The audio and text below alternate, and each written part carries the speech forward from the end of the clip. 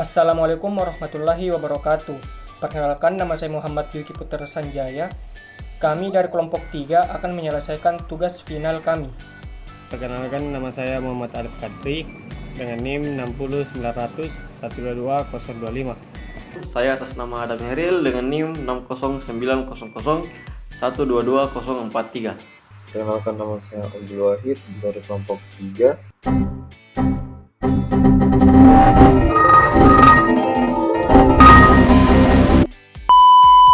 Apa itu data warehouse? Baik, yang pertama, apa itu data warehouse? Jadi, data warehouse adalah sistem yang digunakan untuk mengumpulkan, menyimpan, dan mengelola data dari berbagai sumber untuk analisis dan pelaporan bisnis. Berikut adalah beberapa poin kunci tentang data warehouse. Yang pertama ada pengumpulan data. Data warehouse mengumpulkan data dari berbagai sumber, termasuk basis data, operasional, aplikasi bisnis, dan sumber eksternal. Yang kedua ada integrasi data. Data dari berbagai sumber ini digabungkan, dibersihkan, dan disusun ulang untuk memastikan konsistensi dan kualitas data. Yang ketiga ada penyimpanan data.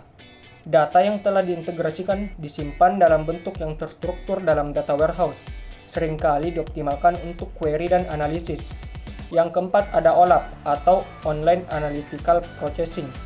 Data warehouse sering digunakan dengan alat OLAP untuk melakukan analisis data yang kompleks, seperti pelaporan, permodelan data, dan analisis tren. Yang kelima ada kinerja tinggi. Data warehouse dirancang untuk mengelola query analitis yang kompleks dan memberikan hasil dengan cepat. Berbeda dengan sistem basis data operasional yang dioptimalkan untuk transaksi harian. Yang keenam ada dukungan pengambilan keputusan. Data warehouse membantu organisasi dalam pengambilan keputusan strategis dengan menyediakan akses ke data historis dan terkini yang relevan. Yang ketujuh ada arsitektur. Biasanya terdiri dari beberapa lapisan, termasuk lapisan data sumber, lapisan staging atau penyiapan, lapisan data warehouse, dan lapisan akses data. Yang kedelapan ada ETL atau Extract Transform Load. Proses ETL adalah inti dari data warehouse, di mana data diekstraksi dari sumber diubah agar sesuai dengan kebutuhan analisis dan dimuat ke dalam data warehouse. Dengan menggunakan data warehouse, organisasi dapat memperoleh wawasan yang lebih baik tentang bisnis mereka, membuat keputusan yang lebih informasi, dan meningkatkan efisiensi operasional. Apa saja studi kasus penerapan DOI? Baik, untuk latar belakangnya sendiri, sebuah perusahaan retail besar dengan ratusan cabang di seluruh negeri ingin meningkatkan efisiensi operasional dan pemahaman tentang perilaku pelanggan. Sebelum menggunakan data warehouse, perusahaan mengalami kesulitan dalam mengumpulkan dan menganalisis data dari berbagai sumber, seperti transaksi penjualan, inventaris, kampanye pemasaran, dan umpan balik pelanggan. Kemudian, untuk tantangannya sendiri, pertama itu ada fragmentasi data. Data tersebar di berbagai sistem yang berbeda, seperti pada POS, CRM, dan ERP. Kemudian untuk kualitas data, inkonsisten dan kesalahan dalam data yang menghambat analisis yang akurat. Kemudian pada kecepatan akses, waktu yang dibutuhkan untuk menghasilkan laporan dan analisis itu terlalu lama. Kemudian pada pengambilan keputusan, kesulitan dalam mendapatkan wawasan yang tepat waktu untuk pengambilan keputusan yang strategis. Kemudian solusinya yakni perusahaan memutuskan untuk mengimplementasikan data warehousing dengan tujuan mengintegrasikan semua data dari berbagai sumber ke dalam satu sistem yang terpusat. Langkah-langkah yang dapat diambil meliputi pertama itu ETL, Extract Transform Load. Membangun proses ETL untuk mengekstrak data dari berbagai sumber dan transformasikannya untuk memastikan konsisten dan kebersihan dan memuatnya ke dalam data warehouse. Kedua yakni integrasi data, menggabungkan data transaksi penjualan, data inventaris, data pelanggan, dan data kampanye pemasaran ke dalam suatu platform. Kemudian ada analisis OLAP, menggunakan OLAP untuk memungkinkan analisis multidimensi, seperti analisis tren penjualan, performa produk, dan efektivitas kampanye pemasaran. Kemudian untuk laporan dan dashboard, membangun laporan dan dashboard yang mudah digunakan untuk manajer dan eksekutif, memberikan mereka wawasan real-time tentang kinerja bisnis. Lalu, bagaimana hasil penerapannya? Selanjutnya yaitu hasil efisiensi operasi. Pengurangan waktu yang dibutuhkan untuk menghasilkan laporan dan analisis dari beberapa hari menjadi beberapa menit. Pengambilan keputusan yang lebih baik, manajer dapat membuat keputusan yang lebih informasi berdasarkan data yang akurat dan real time. Peningkatan penjualan yaitu analisis mendalam tentang perilaku pelanggan dan tren penjualan, membantu dalam merancang kampanye pemasaran yang lebih efektif dan menargetkan produk yang tepat ke pelanggan yang tepat. Selanjutnya itu manajemen inventaris yang lebih baik. Pemahaman yang lebih baik tentang pola permintaan membantu dalam mengoptimalkan tingkat inventaris, mengurangi biaya penyimpanan dan kekurangan stok. Contoh analisis segmentasi pelanggan. Dengan data warehouse, perusahaan dapat mengelompokkan pelanggan berdasarkan perilaku pembelian, lokasi geografis, dan preferensi produk yang memungkinkan pemasaran yang lebih tepat sasaran. Analisis tren penjualan menyediakan wawasan tentang produk mana yang paling laku pada periode tertentu, membantu dalam perencanaan inventaris dan kampanye promosi. Analisis efektivitas kampanye mengukur dampak kampanye pemasaran terhadap penjualan dan ROI, memungkinkan perusahaan untuk menyesuaikan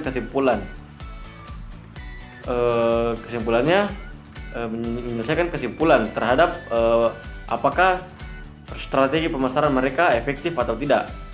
Dan yang terakhir itu dapat kita kesimpulan bahwa implementasi data warehouse memberikan perusahaan retail ini alat yang kuat untuk mengintegrasikan dan menganalisis data dari berbagai sumber, menghasilkan wawasan yang berharga untuk meningkatkan efisiensi operasional dan mendukung pengambilan keputusan yang lebih baik.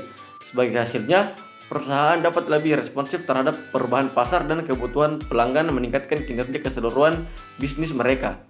Contoh penggunaan Pentaho. Yang pertama yaitu buat dua database, yaitu DB penjualan yaitu DB penjualan dan juga DB data dimensi. DB penjualan ini kita download datanya lalu kita download datanya lalu import ke Examini.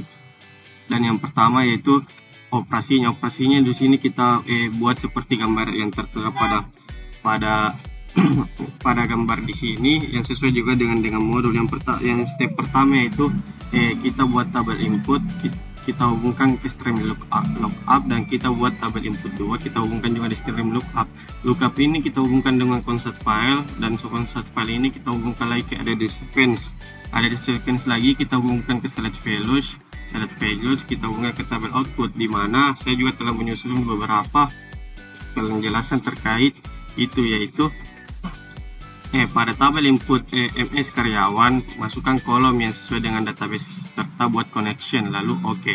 Yaitu seperti ini. Seperti pada gambar ini kita bikin database connection baru di new, lalu kita select input kolom-kolom yang ada pada tabel input kolom-kolom yang ada pada tabel karyawan, lalu kita preview. Lalu oke, akan muncul seperti ini. Begitupun juga pada tabel input 2 kita lakukan hal yang sama pada MS cabang. Lalu kita masukkan kolom-kolomnya, kita buat database baru. Lalu kita oke. Pada stream lookup berfungsi untuk menghubungkan dua atau lebih dari data berdasarkan key yang dimana yaitu seperti ini. Kita beri nama stick lookup, terus kita masukkan di sini tabel input 2, yaitu berarti MS cabang. Lalu kita input filenya kita input lagi spesifikasi dari files itu apa, lalu kita oke. Di concept files berfungsi untuk menghubungkan nilai dari dua kolom atau lebih. Pada kasus ini nama karyawan dibagi menjadi dua, yaitu nama depan dan nama belakang menggunakan concept files.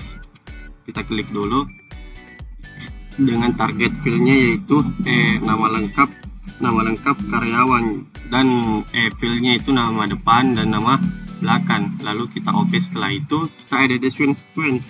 Ada sequence berfungsi untuk menambahkan satu kolom yang bernilai angka sequence, yang dimana nama value-nya itu ide dimensi karyawan, terus terus kita langsung oke saja. Maka akan nanti berurutan sesuai dengan jumlah data. Lalu di select values kita akan select kolom yang mana akan target menjadi data baru yang akan muncul pada nanti data dimensinya. Di sini select values pada select dan alter kita masukkan kode cabang, kode karyawan, nama cabang. Dan ini kita tadi bikin fields baru, yaitu nama depan nama lengkap dengan target fieldnya itu nama lengkap karyawan. Nanti akan muncul bukan hanya nama depan nama lengkap, nama belakang saja, tapi akan muncul nama lengkapnya serta di dimensinya akan berurut. Di sini tabel output kita buatkan database connection baru dengan target tabel, yaitu kita bikin sendiri data, terus turunkan kabel, kita SQL di sini, lalu oke. Kita jalankan programnya. Nanti kita akan lihat target tabelnya di sini adalah data. Terus nanti kita akan lihat di mana akan muncul dengan cara kita buka exam, terus kita lihat data dimensinya itu di mana. Kita lihat data dimensinya di mana. Data dimensinya tadi dengan nama data. Kita browse, kolom yang tadi kita input akan muncul di sini nama cabang, nama lengkap. Di sini kan tadi nama depan pasti di sini Kristiani, tapi kita gabungkan menjadi nama lengkap karyawan. Ide dimensi ini akan berurut sesuai dengan penempatannya. Sekian dari modul 9. Selanjutnya saya akan menjelaskan modul 10. Modul 10 itu berdasarkan dari multidimensional data lanjut. Multidimensional ini kita disuruh buat suatu database, lalu kita mengimpor data yang ada pada modul. Lalu kita buat rangkaian seperti ini, dimana step-stepnya mungkin ada yang sama pada tabel input, kalkulator di sini akan berfungsi nanti juga. Konfigurasi step pertama yang sama saya pada jelaskan pada step modul 9, yaitu tabel input ini berisi dari apa yang akan kita input, kolom-kolom apa saja yang ada pada TR penjualan, lalu kita oke. Pada tabel kalkulator berfungsi memberikan perhitungan pada target penjualan, yaitu tanggal penjualan. Kita kalkulasikan day of the year-nya serta tanggal transaksinya dengan value tipe kan penjumlahan, berarti dia integer. Begitupun pada bulan penjualan kita kalkulasikan menjadi month of the date, dan field-nya tanggal transaksi, dan sudah pasti value tipenya semua itu integer. Begitu pada tahun. Lalu kita oke. Pada tahun selanjutnya yaitu ada select values. Select value ini sudah dijelaskan juga tadi, berisi target-target kolom yang akan dimunculkan, yaitu kode cabang, kode kasir, kode item, kode produk, jumlah pembelian, dan tanggal penjualan. Pada grup by ini berfungsi mengelompokkan data berdasarkan nilai yang dipilih dengan field max itu belum penjualan, dengan agregat jumlah orang, yang berarti menjumlahkan data pada kolom jumlah pembelian. Kita oke saja. Pada data grid kita isi dengan nomor bulan, dengan integer, dengan nama bulan. Ini juga akan menjadi muncul dengan data yang sama, yaitu nomor bulan 1 sampai 12. Nama bulan akan juga muncul di sini Januari sampai Desember.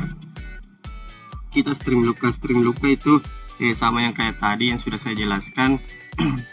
Kita skip saja. Lalu kita masuk ke select values juga. Select values di sini setelah dijabarkan tadi select values dari target, di sini akan dijabarkan lagi lebih rinci lagi nama bulan dan jumlah pembeliannya seperti apa sih ke depannya, serta tabel outputnya akan ke arah database baru, yang dimana kita lihat nama database-nya itu apa yang sudah saya buat. Kita bikin data tabel di sini. Data dimensi dengan target yang tadi sama ya. Data dimensi dengan target data 2. Data 2 itu tadi yang di bawahnya data dimensi. Kita SQL kalau sudah di sini. Kita akan lihat lagi hasilnya bagaimana sih. Hasilnya itu ada di sini. Hasilnya di sini ada 3, yaitu target tabel yang kita bikin di akhir itu nama bulan, jumlah pembelian. Ini adalah target tabelnya semua.